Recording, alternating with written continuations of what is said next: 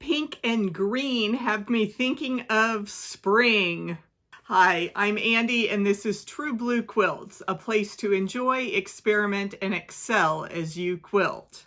Do pink and green fabrics have you hearing the Miami Vice theme song? We can use the shades of pink and green to make wonderful monochromatic blocks. Let's take a look at the variety of colors that you see in these two color families. I have a lot of polka dot fabric in my pink fabric bin, and it plays together really well with the solid fabrics. So I tend to pair those up and it creates a wonderful dynamic look. And I have a lot of fun alternating the placement of my darks and lights. The March block is put together with solid blocks and these signature blocks. This is a traditional quilt block, and people used to sign the blocks for kind of an heirloom memory quilt. But the fun part about the signature block is that when you trim these corners, you end up with bonus half square triangles. And you know I'm all about fun blocks with HSTs. Let's see what fun waits for us in this pink and red bin. I'm going to ignore these reds and we'll come back to that later, but just underneath, ooh, what a gorgeous magenta. So you've got kind of that bright pop of color when you go to these darker shades. And then we have some of our classics, a very soft baby pink and a little bit brighter shade, but this doesn't have as much magenta as this first piece. But what a great combination of light, medium, and dark if you were building a color palette just in the pink family. And we have some bright, fun kids prints. Now, Bonnie Hunter taught me that you judge a multicolor print on its background, and this background is a pale pink. So you could definitely put this in a pink quilt and then just play off all the colors of the rainbow.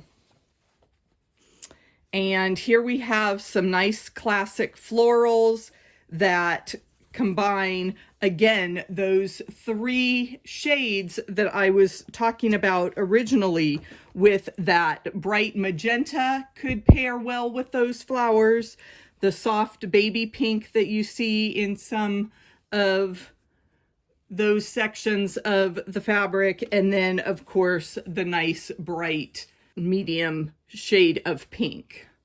So you get a lot of inspiration just by looking in detail at the color selections that they use within a multicolor print. And of course, I talked about all the polka dots that I have in my stash. And here is actually a stripe fabric that has the various shades of pink as well. And some more classic soft baby pink. Here's a more peachy pink that is definitely a Valentine's fabric with these kind of stylized chocolate kisses that we see. And so let me dig into here. We get more of that burgundy purple pink. So just a lot of fun to play with pinks. Again, the polka dots and stripes. Lots of fun to mix and match these different styles of prints and the different colors. Just work your gradient from light to dark and you can find some fun, interesting combinations. For the February monthly color challenge block, we looked at green fabrics, which was such a fun switch to have the green blocks in February when everything else around the world and down the shopping aisles was bathed in pink for Valentine's Day, and I got to play with my green fabrics. And then it kind of switched. Everything in the stores went to green for St. Patrick's Day in March, and I was playing with pink fabrics.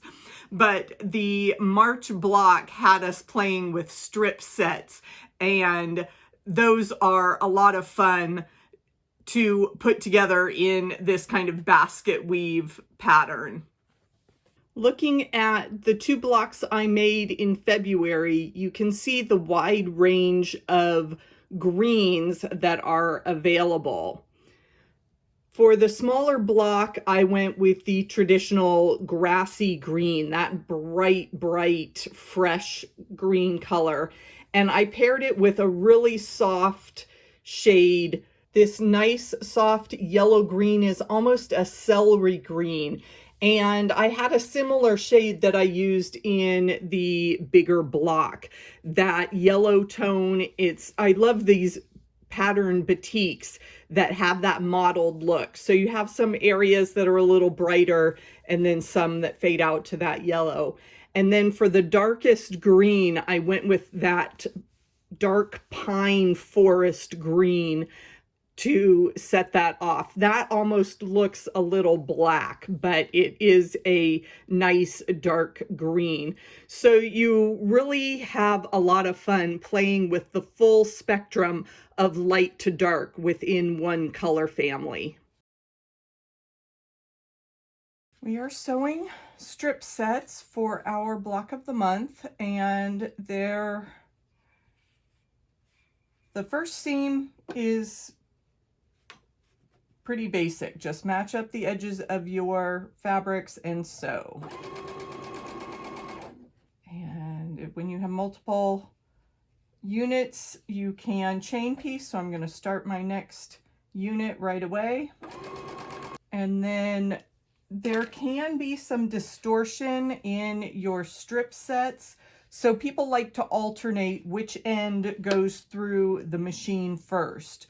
So I just cut my leader off of this end so I can flip it over and sew from the bottom of the row. And there was a little bit of difference there where I ended up. So I am just going to match my dark fabric because that's the piece I'm adding. And I can let that little bit of lighter colored fabric hang off the edge. So again, starting from the opposite end can help with some of the distortion that gets created when you sew straight lines for long seams, like 10, 12 inches or longer. And the instructions for strip sets generally give you an inch or 2 extra from the next units you need to cut, so you don't need to worry if your edges don't line up. Pattern designers account for that in the pattern. And here we have our dark and light strip sets that we will subcut into units for the monthly color challenge. I need to be very careful when I press my fabrics because that's where a lot of distortion happens. I don't want to just go and press these flat. I want to make sure that I am easing that fabric away from the seam so I almost see the threads there when I press. And if I give this a little bit of a finger press now before I take it to the ironing board, then my fabrics kind of know how I want them to behave. And I'm just easing that out so I don't get an extra bunched up lip of fabric there. Everything's going to lay nice and flat when I press those strip sets to the darker fabrics. And these are pretty narrow strips of fabric, so I don't want to lose any of my measurements there when I'm working with small pieces. So finger pressing to get things laid out the way I want, and then I will go give that a nice press and make sure my strip sets are completely flat before I cut and sew the next step. I have subcut my strip sets, and when you rotate some of the pieces, we get this cool woven look. Now, when I sew, I want the piece that has seams to be on top and that plain piece of fabric to be on the bottom. That will let me watch those seams going under my needle, and I won't catch that fabric and have it turn back on itself. I'll have a really nice flat block when I am done. So I'm going to make sure the plain piece of fabric is on the bottom. This is a good place for a stiletto. I love my purple thing, so I'm just going to hold that flap of fabric as it starts to go under the needle.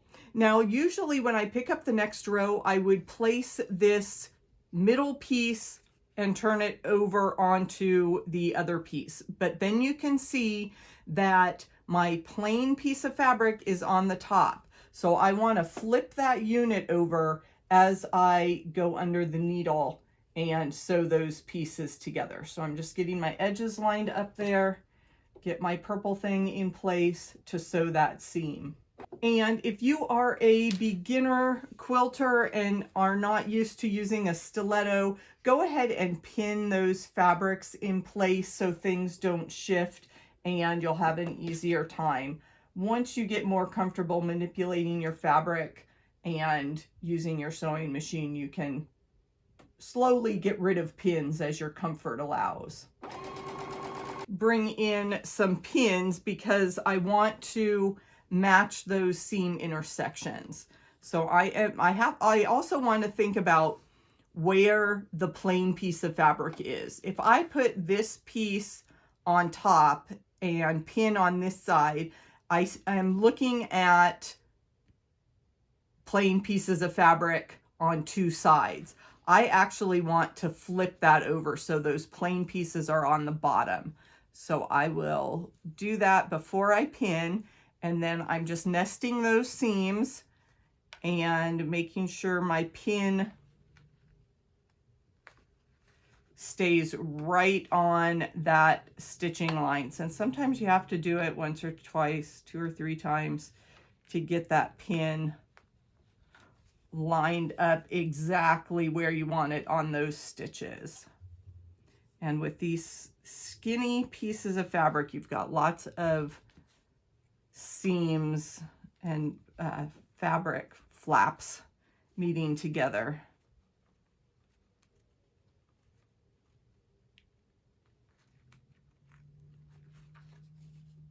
Okay, so I've got my pins across my seams. More of my plain fabric going together. Yes, I'm going to have those seams, so I'll want to be careful to make sure those go under the needle nice and smoothly. But if you take it slow, you can make sure it all stays flat. So as I'm getting to the edge here, I lift that up, make sure that's going flat and is held in place. Ease my pin out of the way, make sure everything is still flat and my edges lined up here. Get that pin out of the way. And again, make sure my fabric tails are all laying flat.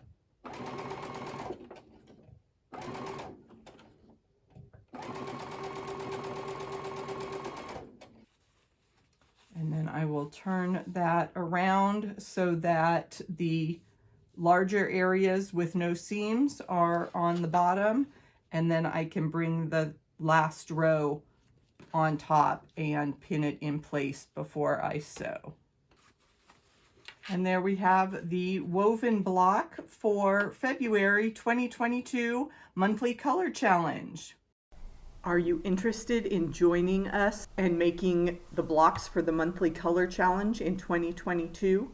Check out the link in the description below, which takes you to my blog that has all the information for you to get started. If you are looking for a fun pattern to mix a lot of colors, check out this video. You'll enjoy playing with the Sudoku puzzle in fabric form. Thanks for watching, and I'll see you in the next video.